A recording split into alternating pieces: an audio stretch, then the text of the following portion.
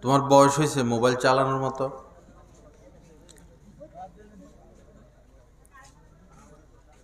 গার্জিয়ানই তো শেষ করে ছেলে মেয়েদেরকে। এই ছোট বাবুটার হাতে এত বড় মোবাইল দিয়ে দিল। লা ইলাহা ইল্লাল্লাহ। কেউ ছবি তুলবেন না, ভিডিও করবেন না আল্লাহর রাস্তে। মাহফিলের বরকত নষ্ট হয়ে যায়, নূর নষ্ট হয়ে যায়, মন অন্যদিকে চলে যায়, আল্লাহর রহমত আসা বন্ধ হয়ে যায়। আমরা তো রহমত চাই, মাহফিলের উসিলায় বরকত চাই, মাগফিরাত চাই, নাজাত চাই। ছবি তোলাতুলি হইলে এখানে রহমত আসে না, গজব আসে। আল্লাহ সবাইকে হেফাজত করেন। আলহামদুলিল্লাহ, আলহামদুলিল্লাহ ওয়া কাফা ওয়া সালামুন আলা ইবাদিহিল্লাযীনা ইসতাফা, আম্মা বা'দ। قال النبي صلى الله تعالى عليه وسلم: هم الجلساء لا يشقى بهم جليسهم، أو كما قال عليه الصلاة والسلام.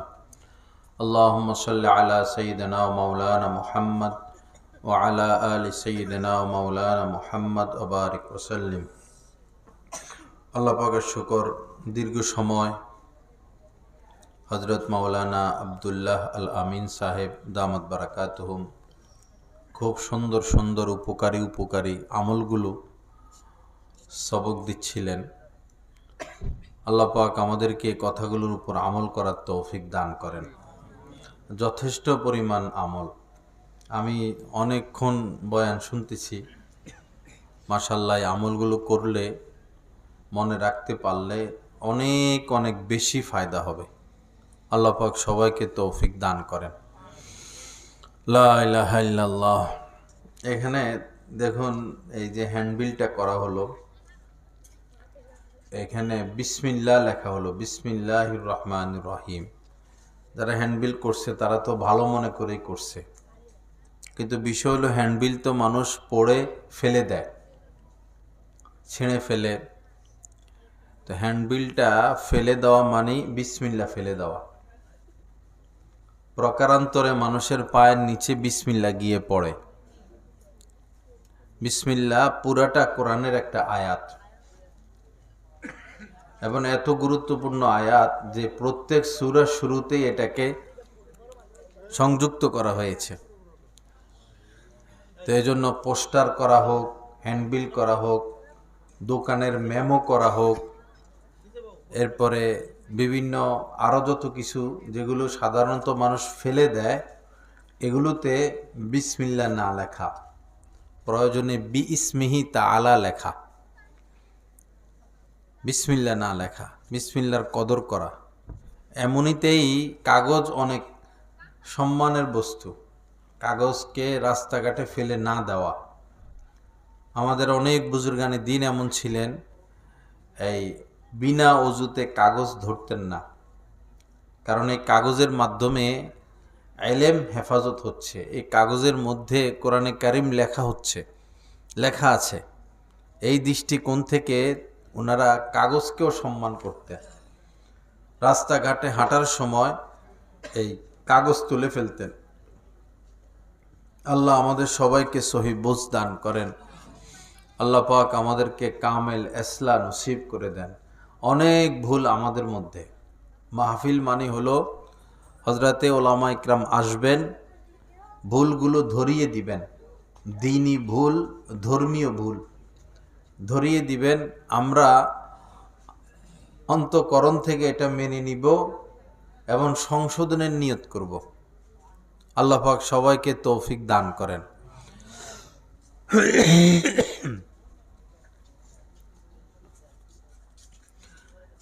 এরপরে দেখা যায় এই যে টেবিলটা, বিভিন্ন জায়গায় গেলেই মাহফিলে এখানে একটা কোরআন শরীফ রাখা হয়। তো টেবিল টুলটা মূলত সোফার থেকে নিচে।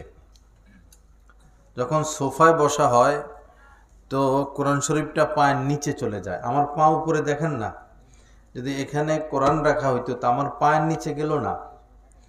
এজন্য ওয়াজ মাহফিলে এরকম কোরআন না রাখা। এরকম কোরআন রাখলে কোরআনের এহানত হয়। কোরআনকে সকল কিছুর উপরে রাখতে হবে, কোরআনের উপরে আর কিছু রাখা যায় না। ঘরের মধ্যে মনে করুন অনেক সময় ভুলে এমন হয়, মসজিদেও দেখা যায় কোরআন শরীফ মিম্বারের উপরে, এর উপরে হয়তো কোনো কিতাব রাখা হয়। অনেক সময় দেখি ফাজাইলে আমল ভুলে কেউ রেখে দেয়, এরপরে হেকায়েতে সাহাবা রেখে দিল। এগুলো করা যাবে না, অনেক বড় গুনাহ। আল্লাহ পাক বিষমভাবে অসন্তুষ্ট হয়ে যান। কোরআনকে সব কিছুর উপরে রাখতে হবে এবং পরিষ্কার রাখতে হবে, পরিচ্ছন্ন রাখতে হবে, এবং কোরআনকে পোশাক পরিয়ে রাখা, যেটাকে কি বলে আমাদের দেশে জুবদান না, গিলাপ, কোরআনের গিলাপ। এখন এই চেইন সিস্টেম গিলাপও বের হয়েছে, কাবার। এটা খুব সুন্দর, ময়লা কম হয়। কোরআনকে খালি না রাখা, গিলাপ লাগিয়ে রাখা।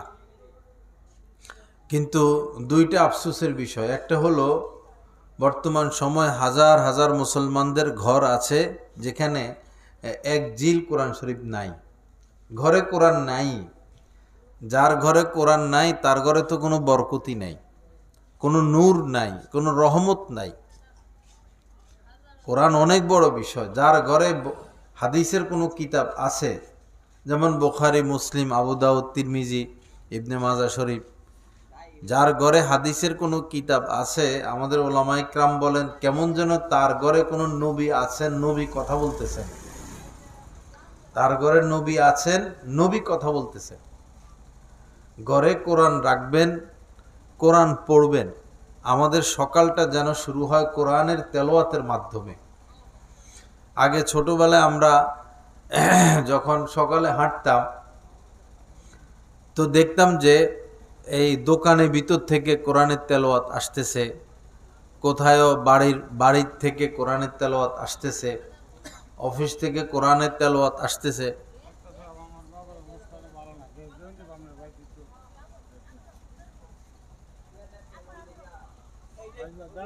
লা ইলাহা ইল্লাল্লাহ। আল্লাহ পাক আমাদেরকে মাফ করে দেন। তো ঘরে কোরআনে কারিম রাখবেন এবং কোরআনকে পরিষ্কার রাখবেন। দেখা যায় এই মানুষ গ্লাস, এরপরে প্লেট, বাটি এগুলো রাখার জন্য দামি শোকেস বানায়। এদিকে খেয়াল করেন, এগুলাকে এই শোকেসের ভিতরে রাখে যেন ধুলাবালি না লাগে। আর কোরআনকে এমন জায়গায় রাখে যেখানে ধুলার স্তূপ, ময়লা, মাকড়সার জাল, এভাবে না করা। আর কোরআন যদি পড়ার মতো না হয়, এই মনে করেন আমার দিকে তাকান না, আপনারা এলাকার লোকে দেখলেন না, দেখেন না কখনো, ওইদিকে কি দেখেন? এই যে ভাই তাকাই আছে একবারে মনোযোগ দিয়ে, ও কি দেখেন ওইদিকে? হুন্ডার জীবনে দেখেন নাই যে শয়তানের ধোঁকা, একজন উঠবে সেদিকে তাকাই থাকবেন, মাইকে সমস্যা হবে সেদিকে তাকাই থাকবেন, গাড়ি একটা আসবে সেদিকে তাকাই থাকবেন। তো রাস্তার পাশে বসে আর ওয়াজ শোনা হবে?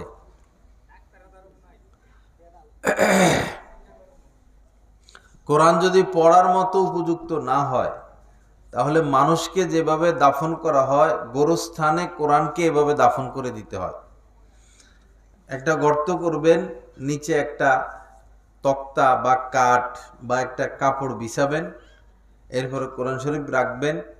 এরপরে যেন সরাসরি কোরআনের উপরে মাটি না পড়ে, এই আমাদের দেশে তো বাঁশ দেয়, এরকম একটা তক্তা কাঠ দিবেন, এরপরে মাটি দিয়ে দিবেন। এভাবে কোরআনকে দাফন করে ফেলা। যদি পড়ার মতো না হয়, অনেক পুরান হয়ে যায়। কোরআনকে অসম্মান করা যাবে না। রাস্তাঘাটে কোথাও যদি কোরআনের কোনো আয়াত পড়ে থাকে, হাদিসের কোনো টুকরা পড়ে থাকে, এটা তুলে ফেলতে হবে। এটা তুলে ফেলতে হবে, রাখা যাবে না, গুনাহ হবে। যে ফেললো তারও গুনাহ হবে। আপনি দেখছেন পড়ে আছে, আপনি এটা উঠাইলেন না, হেফাজত করলেন না, আপনারও গুনাহ হবে। এই হাদিসের টুকরা হোক বা কোরআনের আয়াত হোক, যদি এরকম এক আয়াত দুই আয়াত হয়, আপনি হেফাজতের নিয়তে জ্বালিয়ে ফেলতে পারেন, গুনাহ হবে না। অথবা মাটিতে দাফন করে দিলেন, এমনি মাটির নিচে দিয়ে দিলেন। কিন্তু রাস্তাঘাটে এগুলো পড়ে থাকলে উঠাই ফেলতে হবে। অনেকের হাতের মধ্যে আংটি থাকে, আংটির মধ্যে কোরআনের আয়াত লেখা থাকে, যদি আংটির মধ্যে কোরআনের আয়াত লেখা থাকে, এই আংটি নিয়ে বাথরুমে যাওয়া যাবে না, টয়লেটে যাওয়া যাবে না, আংটি খুলে যেতে হবে। আর এমনিতে পুরুষদের জন্য আংটি পছন্দনীয় না, পুরুষদের জন্য আংটি পছন্দনীয় না। নবীজির যে আংটির কথা হাদিসে আসছে সেটা হইলো, এটা এক ধরনের সিল মোহর। এটা দিয়ে নবীজি বিভিন্ন রাষ্ট্রপ্রধানদের নিকট চিঠি পাঠাইতেন।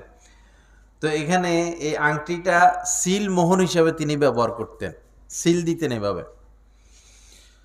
লা ইলাহা ইল্লাল্লাহ। আল্লাহ পাক আমাদের সবাইকে মাফ করে দেন, আল্লাহ পাক সহি বুঝ দেন। আমার কথা বুঝে আসতেছে না? সবাই ঠান্ডা হয়ে গেছেন? হ্যাঁ,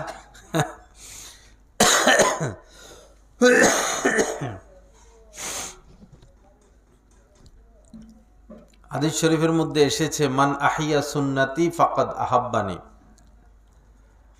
নবীজি বলেছেন, যে আমার সুন্নতকে জিন্দা করে সে তো আমাকে আসলেই মহব্বত করে, আর যে আমাকে মহব্বত করবে সে আমার সাথে জান্নাতে থাকবে।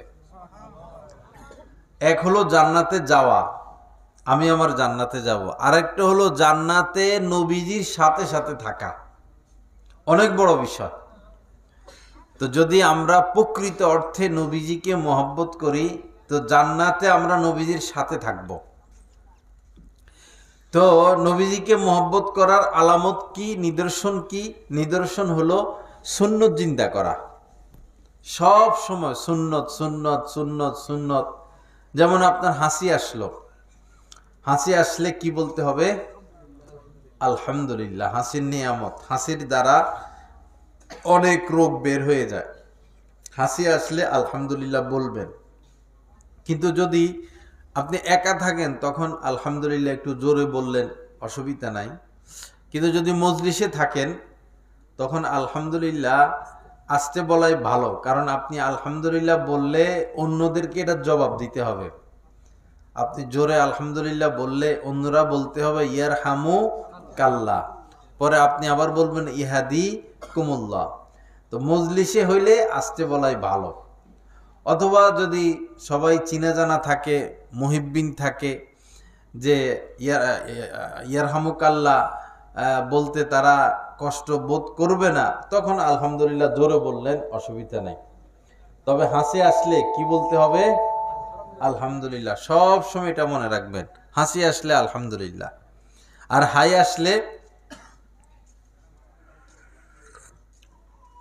আসলে এইভাবে করতে হবে, বাম হাত উঠিয়ে কি এই পিঠ, বাম হাত উঠিয়ে পিঠ দিয়ে মুখটাকে ঢাকতে হবে। এইরকম যদি হা করে থাকে, দেখতে কিরকম দেখা যায়? হ্যাঁ, দেখতে ভয়ঙ্কর দেখা যায় না? মনে হয় আমার কথা আপনারা বুঝতেছেন না।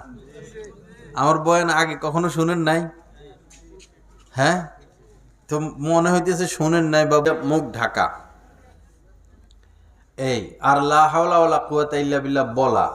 আর নামাজের মধ্যে যদি দাঁড়ানো অবস্থায় হাই আসে, কিয়াম অবস্থায়, নামাজের মধ্যে যদি দাঁড়ানো অবস্থা হাই আসে, তারাবির সময় দেখা যায় হাই আসে দাঁড়ানো অবস্থায়, তাহলে বাম হাতের পিঠ না, তখন এই ডান হাতের এই তালু দ্বারা মুখ এই ইয়ে করা, এবং ওই সময় দোয়া না পড়া। ওই সময় লা হাওলা ওয়ালা কুওয়াতা ইল্লা বিল্লাহ পড়া যাবে না, শুধু এই হাতটা এরকম ঢাকা দাঁড়ানো অবস্থায়। আর অন্য অবস্থায় আসলে তখন বাম হাতের পিঠ দিতে পারবেন। বিষয়টা বুঝে আসছে নি? দুইটা মাসলা কয়ে ফেলছি অলরেডি। একটা হাসির মাসালা, আর একটা হইলো হাইয়ের মাসালা। আর একটা গেছে প্রথমে যেটা বললাম, কোরআনের আয়াত বা কোরআন শরীফ হেফাজতের নিয়ম, হাদিসের টুকরা হেফাজতের নিয়ম, এই তিনটা কথা আলোচনা হয়ে গেছে। আমরা তো বহুত কষ্ট করে এগুলো শিখছি, আপনারা তো এখন সহজে পাইয়া গেছেন।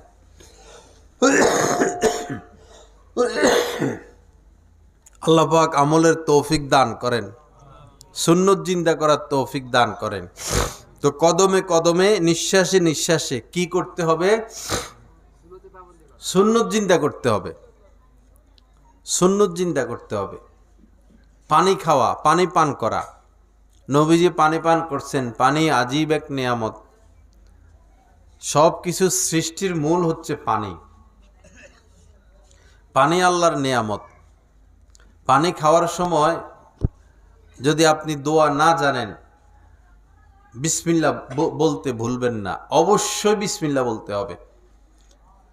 এবং খাওয়ার পরে মনে করে আলহামদুলিল্লাহ বলবেন। চা খান, কফি খান, শরবত খান, ফলমূল খান, খানা খান, যাই হোক, পান খান, সব খাওয়ার শুরুতে মানুষ বিসমিল্লাহ বললেও পান খাওয়ার শুরুতে বিসমিল্লাহ বলে? খুব কম বলে। ওই যে মুরব্বী পান খাইতেছে, পান খাওয়ার শেষে আলহামদুলিল্লাহ বলতে হবে, পান মুখে দেওয়ার আগে কি বলতে হবে? বিসমিল্লাহ। তবে পান বেশি না খাওয়া, সকালবেলা একটা খাবেন, দুপুরে একটা, রাত্রে একটা, বস কিচ্ছা খতম। অথবা বিকালে একটা খাইলেন। বেশি পান খাইলে আপনার স্বাস্থ্যের ক্ষতি। এই যে চুন, এটা কিসের তৈরি? একদম একটা পাথরকে জ্বালানোর পরে এটা কি হয়েছে? চুন হয়েছে। তো এটা ক্ষতিকর না? চুনটা ক্ষতিকর। জর্দা, যেটা সাদা পাতা, এটারে পচায়া টসায়া জর্দা বানায় কেমিক্যাল দিয়া, এটা ক্ষতিকর। চুন ক্ষতিকর। সুপারি উপকারী, পানটা উপকারী, এই দুইটা ক্ষতিকর। এগুলো অধিক মাত্রা খেলে আপনার ভিতরে সমস্যা হবে, পরে চিকিৎসার কাজে লাগবে না। এমনইভাবে ধূমপানের কোনো উপকারিতা আছে? কেউ বলতে পারবে যে ধূমপানের উপকারিতা আছে? ধূমপানের উপকারিতা হইল এই ক্যান্সার, এটা উপকারিতা। এই যে ফুসফুস ক্ষতি, যারা ধূমপান করেন তারা একবার ধোঁয়াটা টিস্যুর মধ্যে ছাড়বেন। টিস্যু আছে না, টান মাইরা টিস্যুতে ছাড়বেন, দেখবেন টিস্যুর মধ্যে দাগ পড়ছে। এই দাগটাই আপনার কলিজায় লাগে, ফুসফুসে লাগে, শ্বাসনালীতে লাগে। পরে এক সময় আপনি চিকিৎসার অনুপযুক্ত হয়ে যাবেন।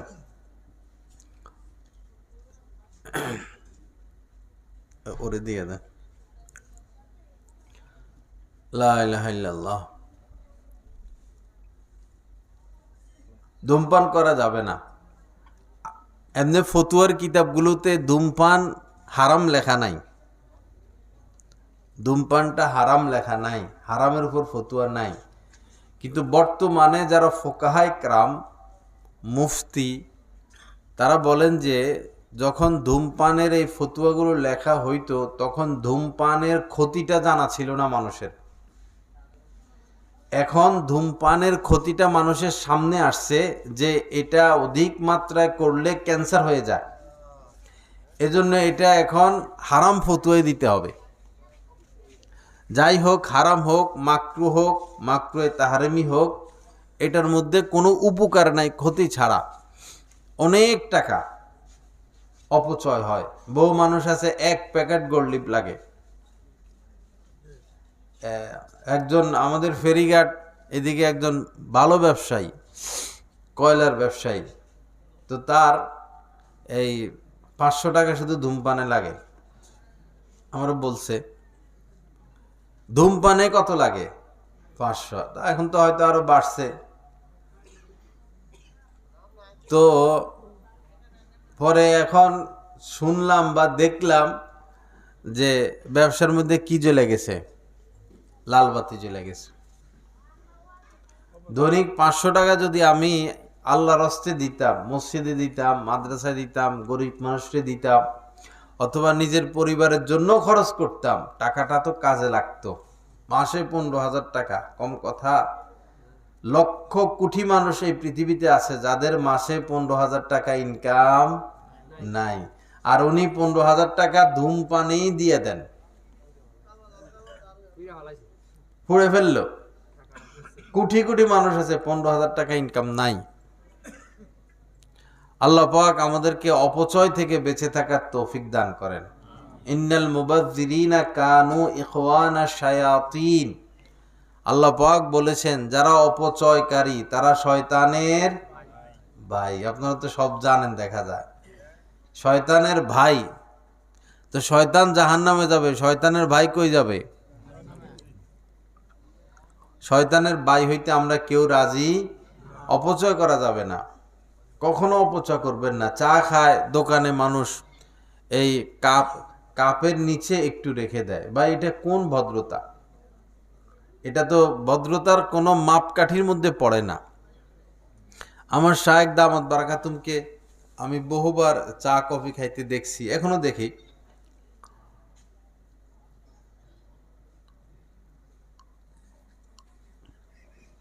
চা কফি খেয়ে কফি শেষ, চা শেষ, পরে কাপটা রেখে আবার এরকম করে একটু নেন, যেন শেষ বিন্দুটাও খাওয়া হয়ে যায়, অপচয় হইল না। হাদিস শরীফের মধ্যে এসেছে, নবীজি বলেছেন যে খাদ্যের কোন অংশে বরকত তোমার তো জানা নাই, এজন্য প্লেটও চেটে খাওয়া, আঙ্গুলও চেটে খাওয়া।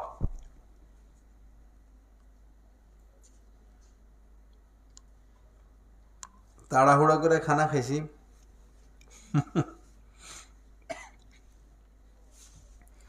খানা খাইলে প্লেটও চেটে খাওয়া, আঙ্গুলও চেটে খাওয়া, দস্তরখানায় খাদ্য পড়ে গেলে সেখান থেকে তুলে খাওয়া, কাটার সাথে, তেজপাতার সাথে, হাড্ডির সাথে ঝোলগুলো চুষে খাওয়া।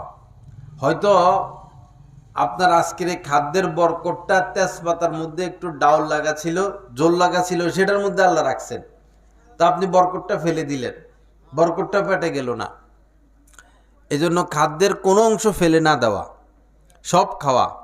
বাকি হাড্ডি চাবাইয়া পানিতে না ফেলানো, কাঁটাটা পানিতে না ফেলানো, কারণ আমরা হাড্ডি খাওয়ার পরে, কাঁটা খাওয়ার পরে, এটা আরেক প্রাণীর খাদ্য।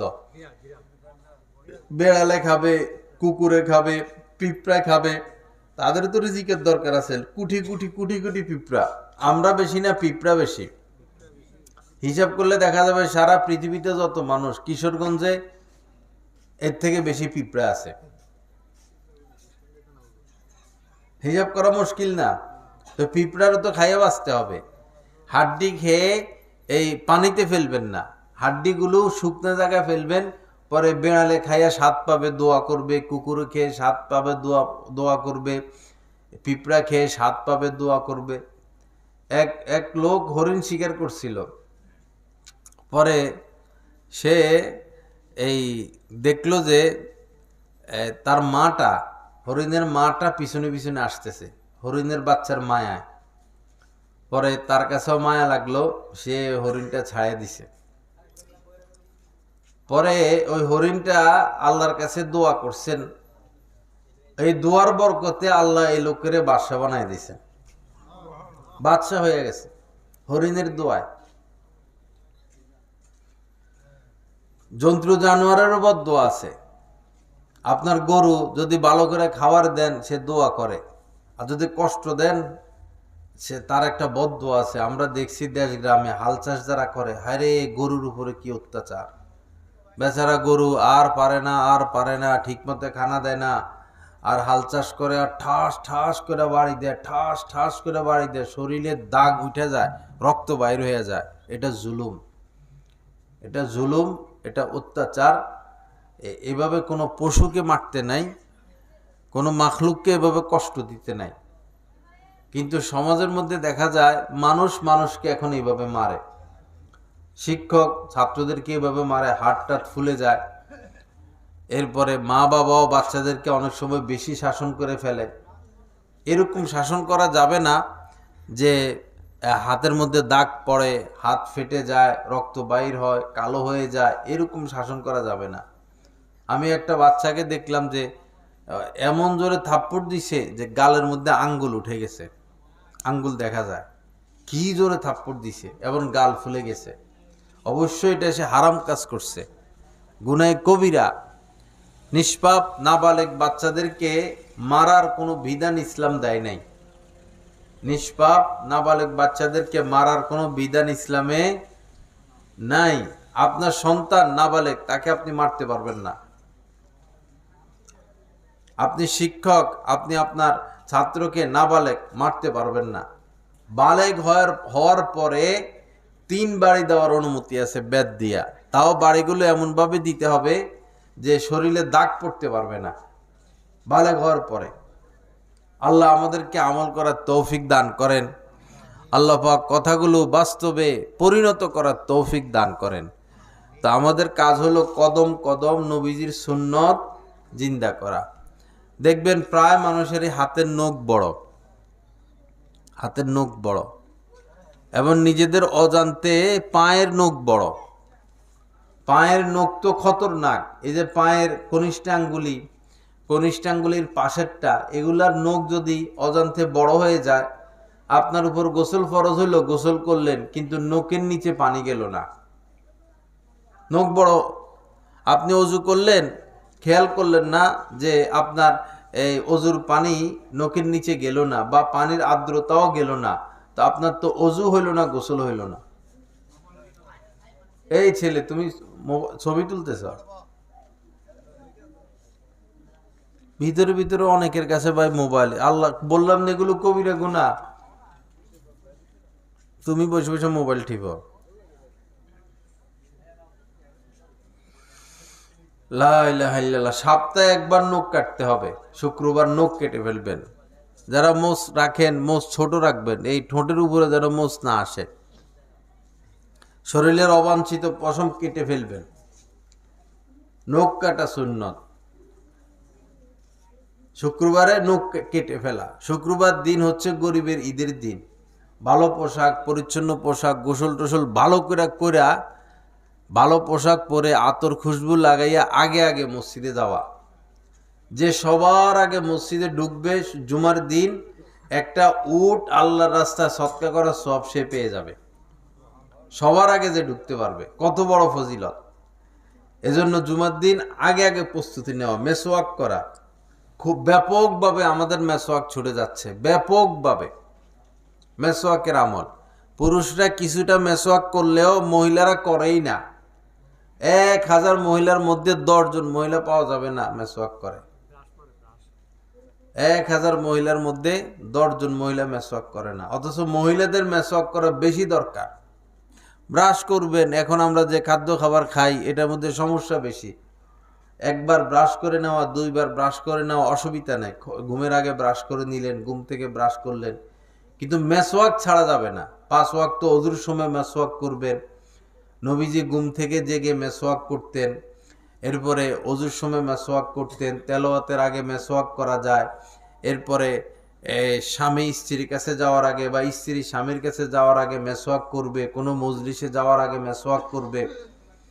নবীজির কাছে জিবরিল আমিন 24,000 বার ওহী নিয়ে আসছেন। কয়বার? এটা বুঝে আসবে, ওইটা বুঝলে। হযরত আদম আলাইহিস সালামের কাছে নবীজি জিবরিল আমিন ওহী নিয়ে আসছে কয়বার কোন তো? 10 বার। কয়বার? মাত্র 10 বার। আর আমাদের নবীজির কাছে আসছেন 24,000 বার। এখন এটা বুঝে আসছে এটার কদর কি। এই 24,000 বারই জিবরিল আমিন নবীজিকে বলছেন, ইয়া রাসূলুল্লাহ আপনি মেসওয়াক করুন। তো বুঝুন মেসওয়াকের কত গুরুত্ব।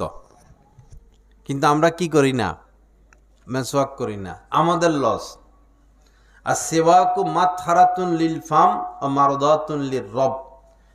নবীজি বলেছেন মেসওয়াক করা এটা মুখের পবিত্রতা। আর সিওয়াকু মাতহারাতুন লিল ফাম ওয়া মারদাতুন লির রব, এবং রবের সন্তুষ্টির কারণ। যারা মেসওয়াক করে তাদের উপরে আল্লাহ পাক কি হন? সন্তুষ্ট হন। আবার আরেকটা ফজিলত শুনেন। মনে করেন এই আপনি অজু করলেন, মেসওয়াক করলেন না, পরে নামাজ পড়লেন, তো 1 রাকাত পড়লে 1 রাকাতে সওয়াবই পাবেন। আর যদি অজুর সময় মেসওয়াক করেন, অল্প একটুও করেন, 10 সেকেন্ডও যদি মেসওয়াক করেন, মেসওয়াকটা ধইরা এই ডানে বামে 2-4টা ঘষাও দেন, 10 সেকেন্ড বা 15 সেকেন্ড বা আধা মিনিট, এই আধা মিনিট আপনি যদি নবীজির সুন্নতটা আদায় করেন, তাহলে 1 রাকাতে 70 রাকাতে সওয়াব পেয়ে যাবেন। 1 রাকাতে 70 রাকাতে সওয়াব। লাভ না লস? লাভ। দেশ গ্রামে খেজুর গাছের ঢাল দিয়া মেসওয়াক বানানো যায়। এরপরে অনেক ধরনের গাছ রাস্তার আশপাশ উঠে, এগুলা দিয়া মেসওয়াক বানানো যায়। নিমের ডাল দিয়ে মেসওয়াক বানানো যায়। আর বাজারে তো কিনলে পাওয়া যায়, বিদেশ থেকে জাইতুনের ঢাল আসে, আরও এক জাতীয় মেসওয়াক আসে, এগুলো দিয়ে মেসওয়াক করা যায়। তো সামান্য আধা মিনিট ব্যয় করলে যদি 1 রাকাতে 70 রাকাতের সওয়াব পাওয়া যায়, তো এত বড় নিয়ামত কেন আমরা বঞ্চিত? এত বড় নিয়ামত থেকে কেন আমরা বঞ্চিত হব? আল্লাহ পাক সহি বুঝ দান করেন। আল্লাহ পাক আমাদেরকে নবীজির সুন্নত জিন্দা করার তৌফিক দান করেন। কদমে কদমে আমাদেরকে নবীজির সুন্নত জিন্দা করতে হবে। রাস্তা দিয়ে যখন হাঁটবো, হাঁটা তো লাগেই। নবীজির সুন্নত কি? ডান পাশ দিয়ে হাঁটা না বাম পাশ দিয়া? ডান দিক দিয়া। হাঁটার সময় নজর ডাইনে বামে উপরে নিচে কোন দিকে থাকবে? নিচের দিকে। নবীজি হাঁটার সময় নজর কোথায় রাখতেন? নিচের দিকে রাখতেন। নজর উপরে করা যাবে না। নজর উপরে করলে মহিলারা থাকবে, মেয়েরা থাকবে, তাদের দিকে নজর যাবে। তাদের দিকে তাকানো তো হারাম, ভিন নারীর দিকে তাকানো হারাম। এমনইভাবে নারীরাও ভিন পুরুষের দিকে তাকাতে পারবে না। আল্লাহ আমাদেরকে আমলের তৌফিক দান করেন। তো 2টা সুন্নত হইল, রাস্তা দিয়ে ডান পাশ দিয়ে হাঁটা এবং নজরকে নিচে রাখা। আরেকটা হলো যে যদি কাটা পড়ে আছে, ইটের কণা পড়ে আছে, কোনো হাড্ডি পড়ে আছে, কষ্টদায়ক কোনো বস্তু যদি রাস্তায় পড়ে থাকে, এগুলো সরিয়ে দেওয়া। কলার খোসা পড়ে আছে, তো একজন মানুষ এসে পিছলে খাইলো, ক্ষতিকর, কষ্টদায়ক জিনিস রাস্তা থেকে সরিয়ে দেওয়া। এবং সৎ কাজের আদেশ দেওয়া, অসৎ কাজের নিষেধ করা। যেমন আপনি মসজিদের দিকে যাচ্ছেন, অনেক মানুষ আছে যাচ্ছে না, তাদেরকে বললেন ভাই চলেন মসজিদে যাই, নামাজ পড়ি। পড়া না পড়া তাদের ব্যাপার, আপনি আপনার দাওয়াতটা দিয়ে দিলেন, দায়িত্ব হয়ে গেল। আবার মনে করতেছেন যে বসে বসে আড্ডা দিতেছে, মোবাইল টিপতেছে, ক্যারাম বোর্ড খেলতেছে, জুয়া খেলতেছে, ধূমপান করতেছে, গীবত শিকায়াত করতেছে, কোনো অপরাধে লিপ্ত। বললেন বাবা আল্লাহকে ভয় করি, অপরাধ না করি, আল্লাহকে ভয় করি, গুনাহ থেকে বেঁচে থাকি, বস। সৎ কাজের আদেশও হইল, অসৎ কাজের নিষেধও হইল। আগে এমন মানুষ ছিল যে মহিলারা পর্দা না করলে দৌড়াইতেন। আমাদের এলাকায় হযরত হাফিজ হুজুর রহমতুল্লাহ আলাইহির একজন খলিফা ছিলেন, ওনাকে মাজ্জা হুজুর বলা হইতো। অনেক বড় আল্লাহর ওলি ছিলেন, বুজুর্গ ছিলেন। উনি আমাদের এলাকায় যে বাজার, অনেক বড় বাজার, বৈরব বাজারের মতো এরকম, এই মেয়েরা মহিলারা বোরকা ছাড়া বাজারে গেলে উনি ছাতা থাকতো আর কি, ছাতা দিয়ে পিটাইতেন। যারাই দেখতেন বোরকা ছাড়া গেছে, ছাতা দিয়ে বাড়ি দিতেন। তো উনার বরকতে, উনি তো মারা গেছেন বহু আগেই, ওনার বরকতে এখনো ওই বাজারে 95% মহিলা বোরকা পরে উঠে। মহিলাই বেশি, পুরুষের চেয়ে মহিলা বেশি, কিন্তু 95-97% মহিলাদের গায়ে বোরকা এবং মুখ খোলা না, মুখ বন্ধ। সেই উনার ওই লাঠি ছাতা দিয়ে বাড়ি দেওয়ার বরকত। যাত্রাবাড়ি এই এরিয়ায় একজন বুজুর্গ এরকম ছিলেন। বেশিরভাগ এলাকার বেশিরভাগ মানুষ তার ছাত্র, মক্তবে পড়াইতেন। তো উনিও এরকম করতেন। ডাক্তার হোক, প্রফেসর হোক, পুলিশের লোক হোক, উনার ছাত্র। তো এই মহিলারা যদি বোরকা ছাড়া দেখতে দৌড়ানি মারতেন লাঠি দিয়ে, কেউ উনারে কিছু বলতো না, এত সম্মান ছিল।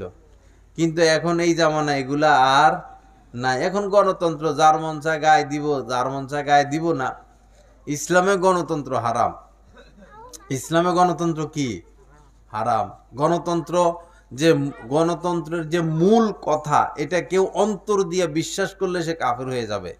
জনগণ সকল ক্ষমতার উৎস, এটা যদি কেউ বিশ্বাস করে কাফের হয়ে যাবে। সকল ক্ষমতার উৎস কে? আল্লাহ। সর্বশক্তিমান কে? আল্লাহ। সকল ক্ষমতার উৎস আল্লাহ। যদি আপনি বলেন সকল ক্ষমতার উৎস জনগণ, বিশ্বাস করেন, দিল দিয়া বলেন, মুখে স্বীকার করেন, আপনি ঈমান হারা হয়ে যাবেন। এটা ঈমানের সাথে একদম সাংঘর্ষিক বিষয়। আল্লাহ হেফাজত করেন, সহি বুঝ দান করেন। যাই হোক, তো রাস্তা দিয়ে হাঁটার সময় সৎ কাজের আদেশ, অসৎ কাজের নিষেধ করবেন। নিচের দিকে তাকিয়ে হাঁটবেন এবং কষ্টদায়ক জিনিস ফেলে দিবেন। আর আগে আগে কি দেওয়া? সালাম দেওয়া। আসল কথা, আগে আগে সালাম দেওয়া। বর্তমানে আমরা মুসলমানরা যে সমস্ত নিয়ামত হারিয়ে ফেলেছি, তার মধ্যে উল্লেখযোগ্য হচ্ছে সালাম। উল্লেখযোগ্য কি? আমরা সালাম দেই না, খুব কম। এই গ্রামে গ্রামে এই যে মোটুফিতে কি মারামারি, এই গ্রামে গ্রামে কি মারামারি, কাটাকাটি, হানাহানি কিছুই থাকতো না যদি আমরা এই ব্যাপকভাবে সালাম দিতাম। কিছুই থাকতো না। সালামের দ্বারা পরস্পর মহব্বত সৃষ্টি হয়। আপনার অনেক দুশ্মন, আপনাকে মারার জন্য সে ঘুরে, কিন্তু দৈনিক তার সাথে আপনার 2-3 বার দেখাও হয়, অথচ সে আপনারে মারার জন্য কি করে? হত্যা করবে। আপনারে সুযোগ খুঁজতেছে, আপনাকে সে হত্যা করবে। আবার সে তার সাথে আপনার প্রতিদিন 2-3 বার দেখাও হয়। আপনি যদি সুন্নত তরিকায় তাকে সালাম দেন এই 2-3 বার, তো আপনাকে মারার সাহস তার থাকবে না। এমনকি এক পর্যায়ে সে আপনার বন্ধু হয়ে যাবে। কি হয়ে যাবে? এই সালাম দেওয়ার কারণে বন্ধু হয়ে যাবে। দেখবেন সমাজে যে যত বেশি সালাম দেয় তার জনপ্রিয়তা তত বেশি। যে যত বেশি সালাম দেয় তার জনপ্রিয়তা তত বেশি। সবাই তারা পছন্দ করে, সে সালাম দেয়। সালাম দিতে তো ভাই কোনো কষ্ট হয় না, কিন্তু কত ফায়দা। সালাম একটা দোয়া। যে গ্রামে যে মহল্লায় বেশি সালাম, সেই গ্রামে ঠাডা পড়বে না। সেই গ্রামে কি পড়বে না? আল্লাহর গজব সরাসরি আসবে না। বিভিন্ন আযাব গজব থেকেও এলাকার মানুষ বেঁচে থাকবে সালামের বরকতে। কারণ আসসালামু এটা আল্লাহ পাকের নাম, আল্লাহ পাকের নাম। তো এজন্য বেশি বেশি সালাম দেওয়ার চেষ্টা করা। আফসুস সালাম। এখানে কে কথা বলে? এই ছেলেরা, এদেরকে জ্ঞান বুদ্ধি নাই? এখানে বয়ান হইতেছে, এরা এখানে কথা বলে। আফসুস সালাম, নবীজি বলেছেন যে ব্যাপকভাবে সালামের প্রচলন ঘটাও। ওয়া আতিমুত তুআম, এবং মানুষকে খানা খাওয়াও। এটাও উঠে গেছে আমাদের থেকে, মানুষকে খানা খাওয়া নেই। আগের জামানায় এমন হইতো না যে আপনারা বরুব বাজার যাইতেন, তো বিভিন্ন কাচারিতে এরকম খানা রেডি রাখতো, খাওয়াই দিত, এরকম হইতো না? আগে এগুলো ছিল। চিনা নাই, জানা নাই, অনেক দূর বাড়ি যাইতে যাইতে রাত হয়ে গেছে, মুসাফির, তো তার থাকার ব্যবস্থা করতো, তার খাওয়ার ব্যবস্থা করতো। এবং ছিল না আগের জামানায়? আগের জামানায় ছিল। এখন আর এগুলা নাই। এখন তো কিছুই নাই, পাপ কাম ছাড়া আর কিছু নাই। শুধু মোবাইলে ঢুকো, ফেসবুক চালাও, আলতু ফালতু জিনিস দেখো, আছে শুধু এটা। এটা ছাড়া আর কিছু নাই। আল্লাহ আমাদেরকে মাফ করে দেন, আল্লাহ পাক সহি বুঝ দান করেন।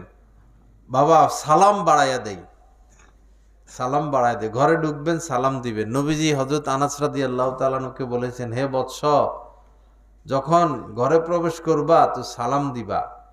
এই সালাম তোমারও বরকতের কারণ হবে, তোমার ঘরের লোকদেরও বরকতের কারণ হবে। সালাম দিবেন। আপনি ঘরে ঢুকতেছেন, আপনার স্ত্রী এসে দরজা খুললো, অনেকে স্ত্রীকে সালাম দেয় না, শরম পায়। এটা কোনো কথা? স্ত্রীকে সালাম দেয় না, শরম পায়।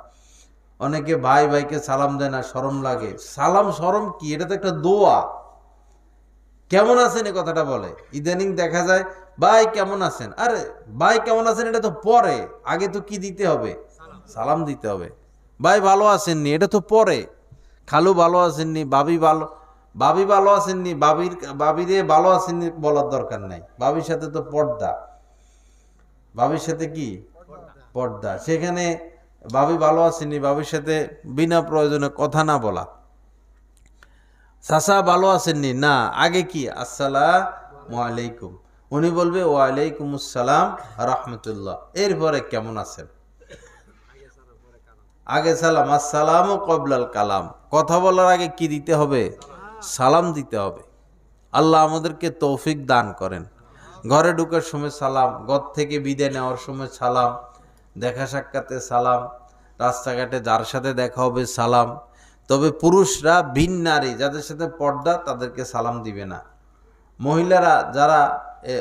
মহিলারাও ভিন পুরুষকে সালাম দিবে না। এখানে ফিতনার সম্ভাবনা আছে। ফিতনার সম্ভাবনা বেশি থাকলে মাকরু হবে সালাম দেওয়া, সালাম না দেওয়া। কোনো তরুণ ছেলে তরুণীদেরকে সালাম দিবে না, তরুণীরা তরুণকে সালাম দিবে না। যাদের সাথে পরস্পর পর্দা, একজন আরেকজনকে সালাম দিবে না। ভাই বোনকে সালাম দিবে, বোন ভাইকে সালাম দিবে, এটা ঠিক আছে। কিন্তু যাদের সাথে পর্দা তাদেরকে সালাম দিবে না, তাদের থেকে সালাম নিবেও না, সালাম দিলে জবাবও নিবে না। নিচের দিকে তাকিয়ে হেঁটে চলে যাবে। যেখানে ফিতনার আশঙ্কা সেখানে সালামের জবাব না নেওয়া। না না, সালাম নেওয়া যাবে না, সালাম দেওয়া যাবে না। তাদের উপর তো পর্দা ফরজ, তারা তো পর্দাই করে না, পর্দাই করে না। বাবা, আমাদের সমাজে যে এখন অশান্তি পারিবারিক জীবনে, বিশেষ করে সাংসারিক জীবনে, এটার মূল কারণ হচ্ছে পর্দা না করা। মূল কারণ পর্দা আল্লাহ পাকের অনেক বড় হুকুম, অনেক বড় হুকুম। আকারনা ফি বুয়ুতিকুন্না, আল্লাহ পাক বলেছেন, হে নারীরা তোমরা ঘরে থাকো, ঘরে অবস্থান করো। ওলা তাবাররাজনা তাবাররুজাল জাহিলিয়াতিল উলা, সেই বর্বর জামানার মানুষের ন্যায় সেজে গুজে রাস্তাঘাটে ঘোরাফেরা করো না। ওলা ইউবদিনা জিনাতাহুন্না, আল্লাহ পাক বলেছেন নারীরা তাদের সৌন্দর্যতা প্রকাশ করবে না। আলমার আতু আওরাতুন, মহিলারা গোপন থাকার বস্তু, কিন্তু তারা এখন গোপন থাকা পছন্দ করে না, যার কারণেই এত বিপদ, যার কারণে এত মুসিবত। আগের জামানায় এখন তো সব সিজার হয়, সিজার বাংলাদেশে সিজারে খাইছে, বাংলাদেশে কিসে খাইছে? সিজারে খাইছে।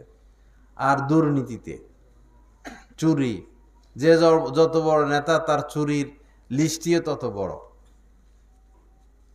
যখন করোনা ছিল ডাক্তাররা অনেকে পলাইয়া গেছে, তখন কোনো সিজার নাই, সব নর্মালে বাচ্চা হচ্ছে। 96% বাচ্চা ওই সময় নর্মাল হয়েছে।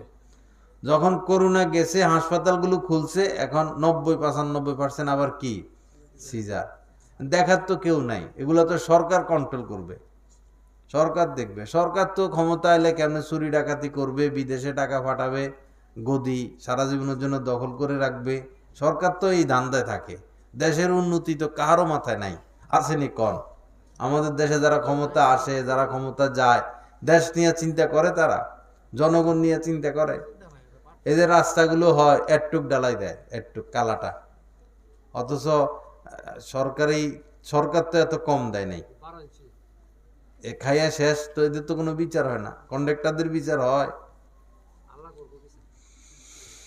আল্লাহ আমাদেরকে হেফাজত করেন। তো যাই হোক ভাইয়েরা, নবীজির সুন্নত চিন্তা করা সর্বক্ষেত্রে। গোসল করব সুন্নত তরিকায় করব, ওযু করব সুন্নত তরিকা করব। সুন্নত তরিকা গোসল করার নিয়ম জানেননি আপনারা? হ্যাঁ, মাশাআল্লাহ মাশাআল্লাহ, আল্লাহ তৌফিক দান করেন। তো একজনে জানলে তো হবে না, একজনে জানলে তো হবে না, সবাই জানতে হবে। দেশ গ্রামে তো পুকুরে গোসল করে, এক লাফ মারলাম আর উঠে গেলাম, না, গোসল হবে না। গোসলে ফরজ কয়টি? 3টি। 3টা কাজ করা লাগবেই, না হলে ফরজ আদায় হবে না। মহিলারা, মেয়েরা নখের মধ্যে নীল পালিশ পরে, মোটা আবরণের যে নীল পালিশ, এটা যারা ব্যবহার করবে এদের গোসল হবে না, কারণ নখের মধ্যে পানি পৌঁছায় না। এই নীল পালিশ উঠাই ফেলতে হবে। কেউ যদি মারা যায় হাতের মধ্যে নীল পালিশ নিয়ে, তারা গোসল দেওয়ার আগে নীল পালিশটা পরিষ্কার করতে হবে, কারণ তাকে গোসল দিতে হবে। তো গোসলের একটা ফরজ হলো সর্ব অঙ্গে পানি পৌঁছানো, সর্ব অঙ্গে পানি পৌঁছাইতেই হবে। এক চুল পরিমাণ যদি শুকনো থাকে, তার গোসল ফরজ, তার উপরে গোসল ফরজ রয়েই গেল, গোসল হয় নাই, তার নামাজ হবে না, সে কোরআন ধরতে পারবে না, সে আল্লাহর ঘর জিয়ারত করতে পারবে না, তার উপর তো গোসল ফরজই রয়ে গেল। মহিলাদের নাকে এবং কানের যে ছিদ্র, এই ভিজা হাতটা এখানে একটু ঘষা মাজা দিয়ে দেওয়া, যেন পানিটা ভিতরে চলে যায়। আমরা এই যে কানের চিপা চাপা এবং আঙ্গুলের সব জায়গায় যেন পানি পৌঁছায়, এটা 3টা ফরজের মধ্যে একটা ফরজ। আরেকটা হলো নাকের নরম জায়গায় পানি পৌঁছানো। নামকে অস্তে নাকে পানি দিলে হবে না, নামকে অস্তে নাকে পানি দিলে হবে না, নাকের গভীর পর্যন্ত পানি পৌঁছাইতে হবে। কোন ফুকায়ে কেরাম লেখছেন এই জন্য সুবিধা হলো একটু টান দেওয়া, হালকা করে, জোরে টান দিলে তো খবর হয়ে যাবে। হালকা একটু টান দেওয়া, নাকের কাছে পানি নিয়ে যেন নাকের নরম জায়গায় পৌঁছায়। আর যদি আপনি সিস্টেম মোতাবেক পানি দিতে পারেন, একবারে নাক বরাবর এই হাতে পানি না জোরে পানি মারেন নাকের ছিদ্র বরাবর, তখনও ভিতরে যায় এবং আঙ্গুল দিয়া ভিতরে ভালো করে নাক পরিষ্কার করতে হবে। কোন রকম মানুষ, এই বেশিরভাগ মানুষের নাকে পানি দেওয়া হয় না, তো আমরা দেখি তো কোন রকম নাকে পানি দিয়া এই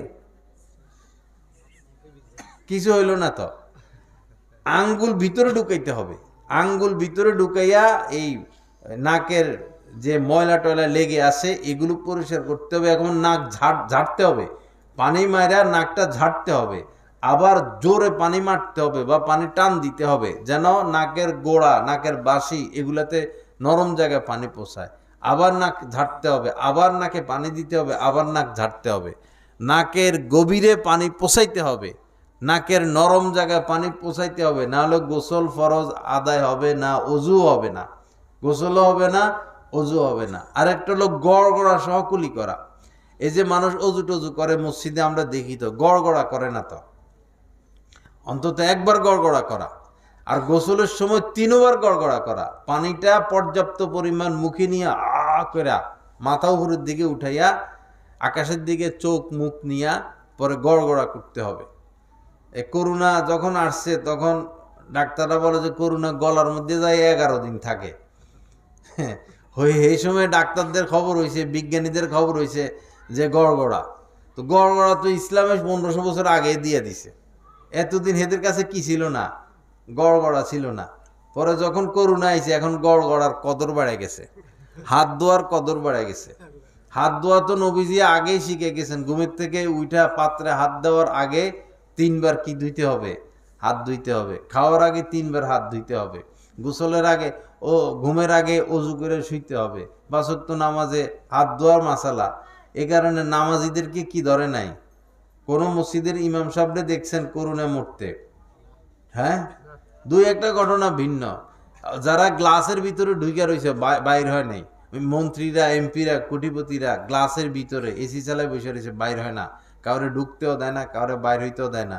হেরা ভিতরে পয়সা গুলা মরে গেছে করোনায়। কিন্তু আলেম ওলামাদেরকে, মাদ্রাসার ছাত্ররা করোনা চলাকালীনও মাদ্রাসা খোলা, হেফসখানার ছাত্র, নুরানি, নাজেরা, মক্তব সব মাদ্রাসা খোলা। একটা বাচ্চারা তো করোনা হয়নি। কে হেফাজত করছে? আল্লাহ হেফাজত করছে। গড়গড়া করবেন ভাই, প্রত্যেকটা সুন্নত এটা এক একটা অ্যান্টিবায়োটিক। এক একটা সুন্নত এক একটা অ্যান্টিবায়োটিকের চেয়েও শক্তিশালী। এক একটা সুন্নত। মাথায় তেল দেওয়া সুন্নত, নবীজি মাথায় অধিক হারে তেল দিতেন। আমরা তো তেল ব্যবহার এখন ছেড়ে দিছি, অধিক হারে তেল ব্যবহার করতেন। কুলু জাইতা ওয়াদ্দাহিনু বি, নবীজি বলেছেন জাইতুন ফল খাও, তার তেল ব্যবহার করো, তেল মালিশ করো। আমরা লোশন টোশন ক্রিম টিরিম লাগাই, এগুলা যে জিনিস খাওয়া যায় না সে জিনিস ব্যবহারও করা ঠিক না। কারণ খাইলে যেরকম শরীরের ভিতরে যায়, ব্যবহার করলেও এটা শরীরের ভিতরে যায়। তো লোশন এটা তো কেমিক্যাল, কি আলতু ফালতু জিনিস দিয়ে বানাইছে, শরীরের ভিতরে গেলে তো ত্বকের ক্ষতি। মুসলমানেরা ফেয়ার অ্যান্ড লাভলি কিনা কিনা ইহুদিদেরকে কোটিপতি বানাইছে। সারা পৃথিবীর মানুষ ফেয়ার অ্যান্ড লাভলি মাখে।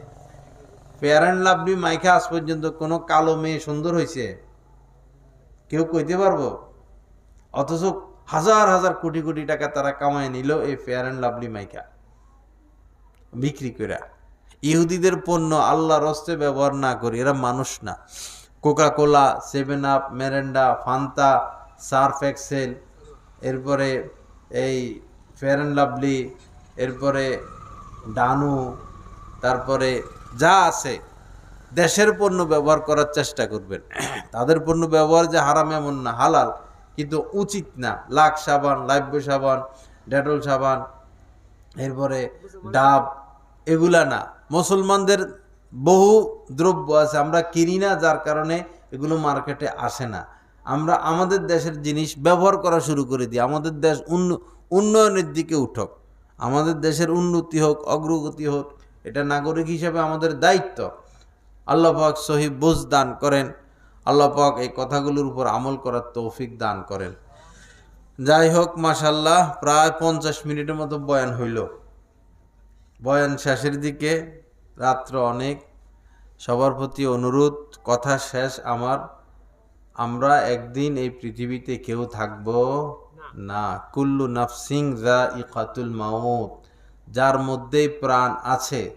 প্রাণ এমন জিনিস, সে একদিন বের হয়ে যাবেই, সে থাকবে না। হ্যাঁ, এখন বিষয় হলো আল্লাহর কাছে যে যাব, অর্জন করলাম কি, আমাদের অর্জন কি? আল্লাহ তো বেশি কিছু ফরজ করেন নাই, 5 ওয়াক্ত নামাজ ফরজ করছে। ইসলামের বুনিয়াদ 5টি। দ্বিতীয়টাই হচ্ছে নামাজ, তৃতীয়টা হচ্ছে জাকাত, রোজা, হজ। প্রথমটা হচ্ছে কালেমা, শাহাদাতু আল্লাহ ইলাহা ইল্লাল্লাহ ওয়া আন্না মুহাম্মাদান আবদুহু ওয়া রাসূলুহু। এই কথার সাক্ষ্য দেওয়া আল্লাহ ছাড়া কোনো মাবুদ নাই, হযরত মুহাম্মদ সাল্লাল্লাহু আলাইহি সাল্লাম আল্লাহ পাকের বান্দা ও রাসূল।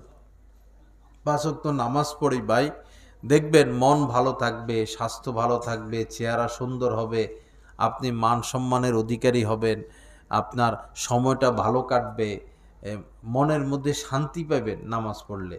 আল্লাহ পাক রিজিকের ব্যবস্থা করে দিবেন। পেরেশানি, অশান্তি, ছুটাছুটি, দৌড়াদৌড়ি, হ্যাঁ কি দরকার? নামাজ পড়বেন, আল্লাহ আল্লাহ করবেন, জিকির আজগার করবেন, হালাল খাবেন, জুলুম থেকে বেঁচে থাকবেন, অন্যায় থেকে বেঁচে থাকবেন। কি সুখের জিন্দেগি! কি দরকার জুলুম করার? কি দরকার অবিচার করার? কি দরকার মানুষের জমি দখল করার? কি দরকার মিথ্যা মামলা দেওয়ার? ভৈরবে নিয়ম আছে, এই মানুষ একটা খুন হইলে, বিশেষ করে ওই এলাকায়, এই মটুফিরে দিকে মানুষ একজন খুন হয়েছে, মামলা দিবে 500 জনের নামে। এমন লোকের নামে মামলা দিবে যে কোনো দিন ভৈরব আসেও নাই। ঢাকা শহর জন্ম হয়েছে, ঢাকা শহর বড় হইতেছে, হের নামে মামলা, হে খুন করছে আইসা ভৈরবে। পরে মামলা দিয়া দাবি করবে 10 লাখ দাও, 15 লাখ দাও, তাহলে তোমার নাম কাইটা দিমু। এই এই অত্যাচার চলতেছে, বিভিন্ন জায়গায় অত্যাচার চলতেছে, হয়রানি। টাকা কামানোর জন্য এত নিচে নামা লাগে মানুষ। আল্লাহ হেফাজত করেন। টাকা যারা কামাইছিল কোথায় গেল এখন? চোরের মতো পলাইয়া এখন গর্তে ঢুকছে। এটা কোনো জিন্দিগি? এবং এক পক্ষ হাড্ডি খাইয়া পলাইছে, গোস্ত খাইয়া পলাইছে, আরেক পক্ষ হাড্ডি খাওয়ার অপেক্ষায় আছে। খাওয়াই না পাটি সব। দেশের জন্য করার লোক নাই। লা ইলাহা ইল্লাল্লাহ। আল্লাহ পাক আমাদের সবাইকে হেফাজত করেন। আল্লাহর হস্তে 5 ওয়াক্ত নামাজ পড়বেন, আপনাদের মেয়েদেরকে পর্দায় রাখেন, স্ত্রীকে পর্দায় রাখেন, ইনশাআল্লাহ ঘরের মধ্যে শান্তি আসবে। যে বিয়ের পর যে মেয়েটা স্বামীর বাড়িতে গিয়ে পর্দা করে তার কত সুনাম হয়। যে শুনছ অমুকে অমুকে বিয়ে করছে, অমুকের ছেলেকে বিবাহ করাইছে, মেয়েটা অনেক ভালো পর্দা করে, কোনো পুরুষের সামনে যায় না, কি সুনাম তার! মুখে মুখে মুখে মুখে তার সুনাম উঠে যায় যে কোনো ছেলে কোনো পর পুরুষের সামনে সে যায় না। আর যদি এমন মেয়ের বিয়ে হয়েছে পর্দা করে না, এই ভৈরব বাজার চলে যায়, এই ডাক্তার কাছে চলে যায়, এই পুকুরে পাড়ে ঘুরে, রাস্তা রাস্তায় ঘুরে, ছাদের উপর যায় যায় ঘুরে, গায়ে কাপড় রাখে না, এই মেয়ের কি সুনাম হয়? সবাই কয় এই অমুকের ছেলেরে বিবাহ করাইছে, বেশি একটা ভালো মনে হয় না। রাস্তা রাস্তায় ঘুরে, বেড়াদের সাথে আড্ডা দেয়, সারাদিন মোবাইল চালায়, গান শুনে, ফেসবুক চালায়, সুনাম নাই। পাপের পথে কি নাই? সুনাম নাই। আল্লাহ আমাদেরকে হেফাজত করেন। একজন নেককার মহিলা, পর্দা নিশিন মহিলা যখন মারা যায়, বহু মানুষ তার জানাজায় আসে আর বলতে থাকে, আরে আমাদের গ্রামের সবচেয়ে ভালো মহিলাটা চলে গেল, আল্লাহ তুমি তারা মাফ করে দাও। বলে কি না? বলে। আবার কবর দিয়ে দেওয়ার পরেও তার কবরে পাশ দিয়া হেঁটে যাওয়ার সময় বহু দিন পর্যন্ত মানুষ বলে যে আমাদের এলাকার এই সবচেয়ে ভালো মহিলাটা এই এই যে তার কবর, কোনো দিন আমরা তাকে দেখিনি। কে আওয়াজ করে? সাবি ছড়া লড়ায় কে? লা ইলাহা ইল্লাল্লাহ। আল্লাহ পাক আমাদেরকে মাফ করে দেন। তো পর্দা করলে লাভ নাকি না করলে লাভ? করলে লাভ, অনেক সুনাম। এক বুড়া মানুষ আমার কাছে আইসা মানে এত খুশিতে বলতেছে যে হুজুর আমার আর কিছু লাগবে না। কি হয়েছে? যে আমার বৌমা সকাল সকাল উঠা ফজরের নামাজ পড়ে পরে সূরা ইয়াসিনের তেলাওয়াত করে। হুজুর আমার আর কিছু লাগবে না। দেখেন কি খুশি! বৌমা সকাল সকাল উঠে ফজর পড়ে, এই জন্য এত খুশি। আর বৌমা যদি 11টা পর্যন্ত ঘুমাই থাকে, কোনো শ্বশুর শাশুড়ি খুশি হয়? হয় না। বহু সংসার ভেঙে যাইতেছে, বহু সংসার। বৌমা সারা রাত মোবাইল টিপে, বুড়া বুড়ি শ্বশুর শাশুড়ি তারা সকালে উঠে, অনেকের ফজরের পরে রং চা খাওয়ার অভ্যাস, একটু টোস্ট খায়, শুকনা মুড়ি খায়, এরপরে টাইম মোতাবেক তাদের নাস্তা খাইতে হয়, তাদের ডায়াবেটিস থাকে, ইন্স্যুরেন্স দিতে হয়। বৌমা উঠে 11টা বাজে, 10টা বাজে, কোন সময় সে নাস্তা বানাবে, কোন সময় শ্বশুর শাশুড়িকে নাস্তা দিবে, স্বামীকে দিবে, বাচ্চা কাচ্চা আছে, পরিপাটি আছে, ঘর ঝাড়ু দেওয়া আছে, ধুমসে ঘুমাই থাকে দিনের বেলা। এই বৌমার কি নাই, কোনো সুনাম নাই। বাবারা যাদের মেয়ে আছে মেয়েদেরকে একটু কাজ শিখান, সকাল সকাল ঘুম থেকে উঠানোর অভ্যাস করান, না হলে বিয়ে দিবেন আর শুধু বিচার আসবে। বিয়ে দিবেন আর কি আসবে? বিচার। যে আপনার মেয়ে সারা রাত মোবাইল টিপে, আপনার মেয়ে শুধু টেলিভিশন দেখে, আপনার মেয়ের কাছে সারা দেশের থেকে ফোন আসে, আপ টু ডেট মেয়ে যেগুলা, সারাদিনই ফোন আসবে, এই ফোন দেয়, সেই ফোন দেয়, ওই ফোন দেয়। মেয়েদের হাতে আল্লাহর হস্তে মোবাইল দিবেন না, তাহলে দেখবেন খাঁচার পাখি হঠাৎ করে কি নাই, খাঁচায় নাই। মোবাইল দিবেন, দেখবেন মেয়ে আর নাই, গেছে গা। হ্যাঁ, খাঁচার পাখি খাঁচায় থাকবে না, খাঁচার পাখি উড়াল মারবে। আল্লাহ হেফাজত করেন, আল্লাহ পাক সহি বুঝ দান করেন। আল্লাহর হস্তে ঘরের মধ্যে পর্দা কায়েম করেন, ইনশাআল্লাহ দুনিয়াতেও কামিয়াব, আখিরাতেও কামিয়াব। আরেকটা বিষয় হলো, এই মনে করেন কিছু কিছু ফ্যামিলি এমন আছে ঘরের মধ্যে সারাদিন গান চলে, সারাদিন। এটা ঠিক না। গান তো রহমত আনে না, গানের দ্বারা বরকত আসে না, গানের দ্বারা আল্লাহর অসন্তুষ্টি আসে, গজব আসে। আপনি ঘরের মধ্যে তেলাওয়াত চালায় রাখেন, আপনি ঘরের মধ্যে ইসলামী সঙ্গীত চালায় রাখেন, আপনি ঘরের মধ্যে অডিও বয়ান চালায় রাখেন, নূর আসবে, বরকত আসবে। গান চালায় রাখবেন, কোনো বরকত নাই।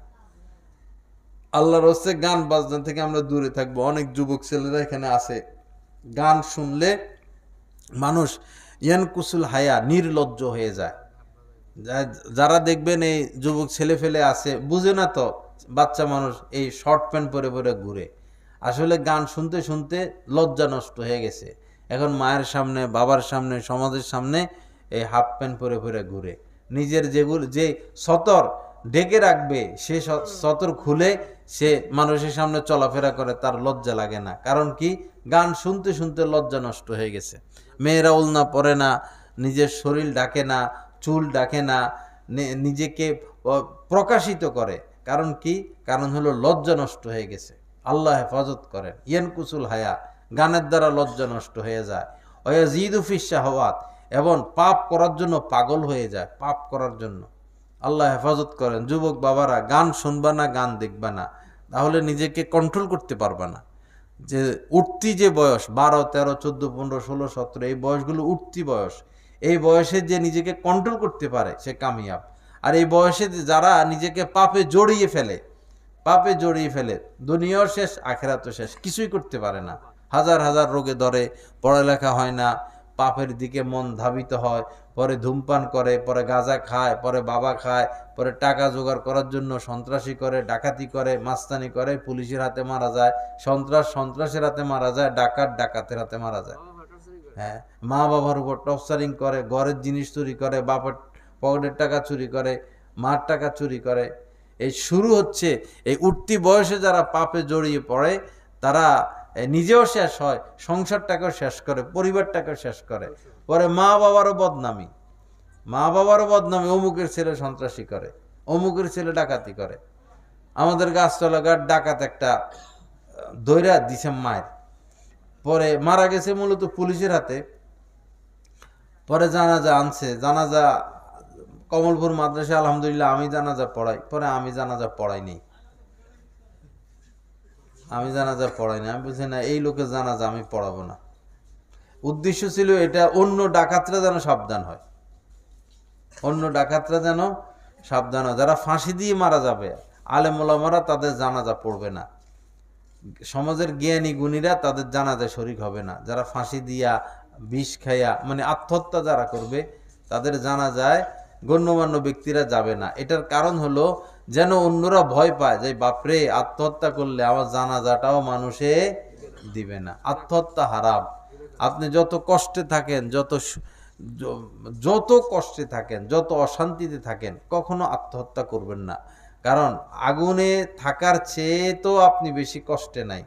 একজন মানুষ যদি আগুনে জ্বলতে থাকে কত কষ্ট, সাংসারিক কষ্ট কি এর থেকে বেশি? সামান্য। ফাঁসি দিয়ে মারা গেলে তো আপনি আগুনে চলে গেলেন, ফাঁসি দিয়ে মারা গেলে আগুনে চলে গেলেন। বড় কঠিন শাস্তি ফাঁসির শাস্তি, আত্মহত্যার শাস্তি। আল্লাহর হস্তে কেউ আত্মহত্যা করবেন না। আমাদের সমাজে মেয়েরা বেশি আত্মহত্যা করে, মহিলারা বেশি আত্মহত্যা করে। এরপরে যে সমস্ত মেয়েরা ভাইগে চলে যায়, পলায় চলে যায়, পরে যাইয়া ওই স্বামীর বাড়িতে সুখ নাই, বাপের বাড়িতে আসতে পারে না, শাশুড়ি দেখতে পারে না, শ্বশুরি দেখতে পারে না, ভাইগে আইছে বলে না, পলায় আইছে, ভাইগে আইছে, পরে এরা আত্মহত্যা করে। আল্লাহ হেফাজত করেন। আল্লাহ পাক আমাদেরকে কোরআন সুন্নাহ মোতাবেক চলার তৌফিক দান করেন। আল্লাহ পাক আজকের এই মাহফিলকে কবুল করেন। দীর্ঘ সময় আপনারা ঠান্ডার মধ্যে বসে আছেন, আল্লাহ পাক আপনাদেরকে উত্তম বদলা দান করেন। লা ইলাহা ইল্লাল্লাহ ওয়া আখিরু দাওয়ানা আলহামদুলিল্লাহি রাব্বিল আলামিন। সাল্লাল্লাহু আলা নবিয়্যিল